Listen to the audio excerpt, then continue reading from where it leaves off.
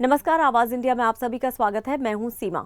वक्फ board से लेकर अजान और भाषाई राजनीति तक महाराष्ट्र के एमआईएम विधायक मुफ्ती इस्माइल काजमी ने आवाज इंडिया से एक्सक्लूसिव बातचीत में कई मुद्दों पर बेबाक राय दी। तेजस्वी यादव के वक्फ कानून को उखाड़कर फेंकने वाले बयान पर मुफ्ती इस्माइल ने कहा, इस तरह की बातों से नफरत फैलती है। वक्फ से करोड़ों लोगों की आस्था जुड़ी है। वहीं महाराष्ट्र में चल रहे भाषावाद पर उन्होंने साफ कहा, मराठी हो या हिंदी, भाषा के नाम पर समाज को बांटना गलत है। अजान की ऑनलाइन प्रक्रिया के ऊपर भी उन्होंने समर्थन जताया और कहा कि अगर टेक्नोलॉजी से सुविधा बढ़ती है तो उसे अपनाना चाहिए, लेकिन अभी इस पहल में काफी कुछ देखना बाकी है।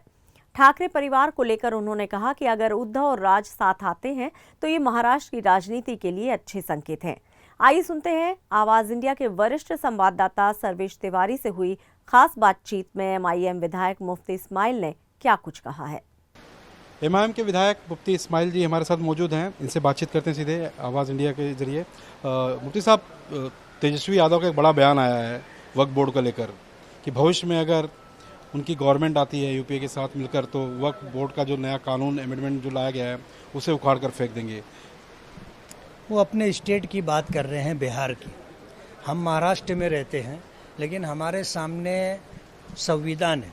इस देश के अंदर जो संविधान डॉक्टर बाबा साहब अम्बेडकर ने और उनकी कमेटी के लोगों ने दिया है, तो संविधान ऐसा है कि यहाँ रहने वाले हर धर्म के मानने वाले को पूरी आज़ादी है, पूरा अधिकार है। वो अपने धर्म के मुताबिक ज़िंदगी गुजारे, अपने धर्म के मुताबिक जिए।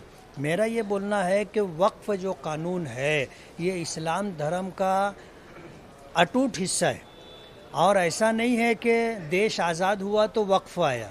अंग्रेज़ों के ज़माने में भी था, उनसे पहले जो राजा बादशाह थे उनके ज़मानों में भी था। आज देश में जो वक्फ की प्रॉपर्टियां हैं आज वक्फ की गई हों ऐसा नहीं है। सैकड़ों साल, हज़ारों साल हो गए। आज जो वक्फ अमेंडमेंट बिल लाया जा रहा है वो हम ऐसा समझते हैं कि मुसलमानों से वक्फ प्रॉपर्टी छीनने का प्रोग्राम बनाया जा रहा है। और जाहिर बात है, अगर बिहार के अंदर तेजस्वी यादव ने ऐसा ऐलान किया है तो उनके सामने ये बात होगी कि बिहार का रहने वाला मुसलमान इस बात को सुन करके उनके साथ जाएगा। उनका सियासी बेनिफिट हो सकता है, लेकिन अगर वो ऐसा करेंगे तो हमें अच्छा लगेगा। इसमें महाराष्ट्र की सियासत में जिस तरह से मराठी भाषा और हिंदी भाषा को लेकर विवाद छिड़ा, सियासत इतनी गरमाई कि 5 जुलाई के रोज रैली भी विपक्ष की ओर से निकाला जाने वाला था, लेकिन महाराष्ट्र की सियासत ने चालाकी से, बड़ी चालाकी से कह सकते हैं कि उस पर जीआर को ही कल रद्द कर दिया। किस तरह से देखते हैं इस समय अब? लेकिन अब जीआर रद्द होने के बाद भी विपक्ष संभल नहीं रहा है। अब उसी के अगले फेस में वो इस बारे में विजय रैली निकालने जा रहा है। नहीं, मैं तो ये सोच का आदमी हूँ कि भाषा को वाद का उन्वान नहीं बनाना चाहिए। देश में बहुत सारी ज़ुबानें हैं और हर ज़ुबान के बोलने वाले लोग हैं। गुजरात में रहने वाले गुजराती बोलते, महाराष्ट्र में रहने वाले मराठी बोलते, और कर्नाटक में रहने वाले तेलुगु बोलते, तमिल में रहने वाले तमिल बोलते, और यूपी वगैरह इलाके में, मध्य प्रदेश में लोग हिंदी बोलते। तो भाषा को लेकर के वाद नहीं खड़ा करना चाहिए। अभी सरकार ने अगर प्राइमरी स्कूलों में 1 से 4 तक जो है अगर हिंदी ज़ुबान को उन्होंने लाजमी करार दिया था कि भाई ये पढ़ाया जाएगा, तो मुझे ऐसा नहीं लगता कि इसमें कोई संविधान का उल्लंघन है।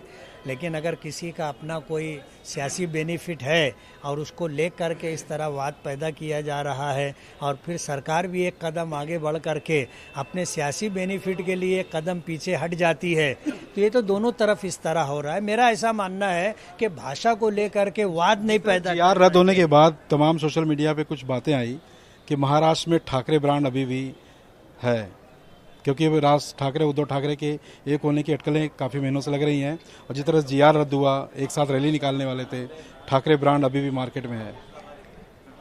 असल में वो दूसरी सियासी पार्टी है, मैं उस पर कुछ कहना नहीं चाहता। लेकिन बाला साहब ठाकरे के चले जाने के बाद आज उनके बेटे वगैरह हैं, उनकी पार्टी है, तो ये ग्राफ कम ज़्यादा हो सकता है कि किसी वक्त ग्राफ बहुत ऊंचा था, आज ग्राफ कम है, लेकिन ख़त्म हो गए हो ऐसा नहीं है। 2 भाई थे, अलग हो गए थे, अब अगर दोनों भाई एक हो जाएंगे तो ताकत तो बढ़ेगी ना। एक आखिरी सवाल कि किरीट सोमैया जिस तरह से मुंबई सहित महाराष्ट्र में लाउड स्पीकर का मस्जिदों से मसला उन्होंने उठाया था, कई जगहों से लाउड स्पीकर हटाए भी गए। लेकिन अब मुस्लिम समुदाय अजान को लेकर एक नई पहल कर रहा है, ऑनलाइन प्रक्रिया के जरिए अजान को लाने की कवायद शुरू हो जा रही है। किस तरह से इसे देखते हैं आप?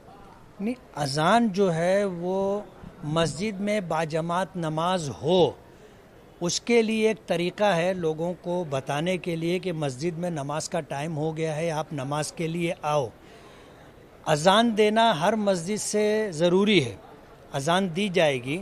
अब अगर जो है उसका तरीक़ाकार, पहले जब माइक का सिस्टम नहीं था तो ऐसे ही बगैर माइक के अजान दी जाती थी, आज माइक के ज़रिए अजान दी जाती है। और मेरा ऐसा मानना है कि जिनको नमाज़ पढ़ना रहता है उनको अजान सुनाई दे तो भी वो नमाज़ पढ़ते हैं, ना सुनाई दे तो भी वो अपना घड़ी देख करके नमाज के लिए जाते हैं। अजान देना ज़रूरी है। आज बम्बई जैसे शहर में अजान की को ले करके किरीट सोमैया और उनके जैसे लोग मस्जिदों से जो भोंगे उतरवा रहे हैं, और किरीट सोमैया जो पुलिस स्टेशनों में जा करके दबाव बना करके पुलिस अधिकारियों को मजबूर करता है कि कार्रवाई करो। तो मेरा सवाल है कि सुप्रीम कोर्ट ने जो जजमेंट दिया है वो जजमेंट ये है कि भाई लाउड स्पीकर के अंदर जो है 50 से लेकर 60 तक डेसिबल होना चाहिए। अब अगर जो है ये भोंगा निकाल रहे हैं तो सुप्रीम कोर्ट के जजमेंट में तो ऐसा कुछ भी नहीं है। और अगर एक मस्जिद से ये भोंगा उतार रहे हैं तो मैं किरीट सोमैया से भी और सरकार से भी पूछना चाहूँगा और बम्बई पुलिस कमिश्नर से भी पूछना चाहूँगा कि क्या वो मंदिरों से और इसी तरह गुरुद्वारों से और चर्च से भी भोंगे उतारेंगे क्या? और अगर वो इस तरह नहीं करते हैं तो इसका मतलब ये है कि उन्होंने सिर्फ मुस्लिम समुदाय को जो है टारगेट किया है, मस्जिदों को टारगेट किया है। और किरीट सोमैया जैसे लोग जो है देश में रहने वाले लोगों का जो संविधान अधिकार है, हक है, उसको छीनने की कोशिश कर रहे हैं। ऑनलाइन की पहल कामयाब हो सकती है? अभी तो वक्त बताएगा कि ऑनलाइन के ज़रिए अजान कैसे दी जाएगी और कहाँ तक ये कारगर होगा। ये थे मुफ्ती इस्माइल जी से आवाज़ इंडिया से बातचीत कर रहे थे। कैमरामैन संतोष दिसले के साथ सर्वेश तिवारी, आवाज़ इंडिया, मुंबई।